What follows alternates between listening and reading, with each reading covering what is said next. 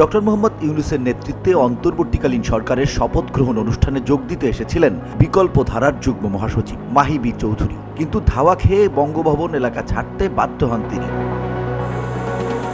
এ সময় বঙ্গভবনের সামনে উপস্থিত কয়েকজন তাকে দেখে ভুয়া ভুয়া বলে স্লোগান দেন। সাবেক রাষ্ট্রপতি AQM বদরুদ্দোজা চৌধুরীর ছেলে মাহি বি চৌধুরী। মাহির বাবা বিকল্প ধারার প্রেসিডেন্টের দায়িত্ব পালন করছেন। সরকারি চাকরিতে কোটা সংস্কার আন্দোলন থেকে সৃষ্ট সহিংসতায় সাধারণ মানুষ নিহতের জেরে দেশে সরকার পতনের এক দফা ঘোষণা দেয় বৈষম্য বিরোধী ছাত্র আন্দোলন। সেই আন্দোলন তীব্র হয়ে উঠলে গত 5 আগস্ট রাষ্ট্রপতির কাছে পদত্যাগপত্র জমা দিয়ে দেশ ছাড়েন শেখ হাসিনা। এরপর বৈষম্য বিরোধী ছাত্র আন্দোলনের প্রস্তাবে ডক্টর মোহাম্মদ ইউনূসকে প্রধান উপদেষ্টা করে অন্তর্বর্তীকালীন সরকার গঠনের ঘোষণা দেন রাষ্ট্রপতি। প্রধান উপদেষ্টার সঙ্গে 16 জন উপদেষ্টার সমন্বয়ে গঠিত এই সরকার শপথ গ্রহণ করে গেল 8 আগস্ট।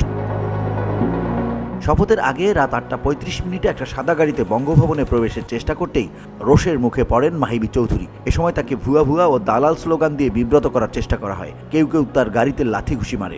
একসময় গাড়ির প্রথম সিটে বসা মাহি দুহাত তুলে ক্ষমা চান। পরপর কয়েকবার প্রবেশের চেষ্টা করলেও ব্যর্থ হয়ে এলাকা ছাড়েন মাহি। এই ঘটনার পর থেকে কোথাও দেখা যায়নি মাহি বি চৌধুরীকে। একটি বিশ্বস্ত সূত্রে জানা যায় তিনি আত্মগোপনে রয়েছেন। একাদশ জাতীয় সংসদ নির্বাচনে মুন্সিগঞ্জ 1 আসনে নৌকা প্রতীক নিয়ে নির্বাচন করে সংসদ সদস্য হয়েছিলেন মাহি বি চৌধুরী। তবে দ্বাদশ জাতীয় সংসদ নির্বাচনে তিনি নিজ দলীয় প্রতীক কুলামার্কা নিয়ে নির্বাচন করে নৌকা প্রতীকে মহিউদ্দিন আহমেদের কাছে বিপুল ভোটে পরাজিত হন। গাড়ি প্রবেশে বাধা দেওয়া একজন বলেন, ওরা ভারতের দালাল, এই মাফিয়া সরকারের একজন সহযোগী সে। এই অবৈধ সরকার যত খুন গুম করেছে তার অংশীদারিত্ব ওর আছে। ওরা দেশ বিক্রি করে দিয়েছে, এই দালালের কোনো ভবনের ঠাঁই হবে না। ওই ব্যক্তির পরিচয় জানতে চাইলে তিনি বলেন, আমার পরিচয় নেই, আমি জনতা, আমজনতা।